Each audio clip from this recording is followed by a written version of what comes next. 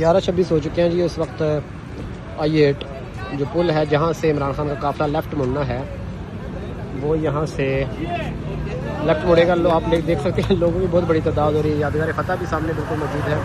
यहाँ पर लोगों की बहुत बड़ी तादाद इस वक्त पहुँच चुकी है और हैदर सईद और उनकी वालदा भी यहाँ पहुँच चुकी हैं। बहुत ज़्यादा एतराज़ किया जा रहा था कि भाई क्यों PTI के कारकुनान आ रहे हैं, लेकिन इस वक्त आप देख सकते हैं कि हैदर सईद और उनकी वालदा और PTI जो कारकुनान हैं वो बड़ी तादाद में इस वक्त I-8 पुल पर पहुंच चुके हैं। ये जो रास्ता लेफ़्ट मुड़ रहा है, यहाँ से इमरान खान लेफ़्ट मुड़ेंगे शिफा हॉस्पिटल के लिए।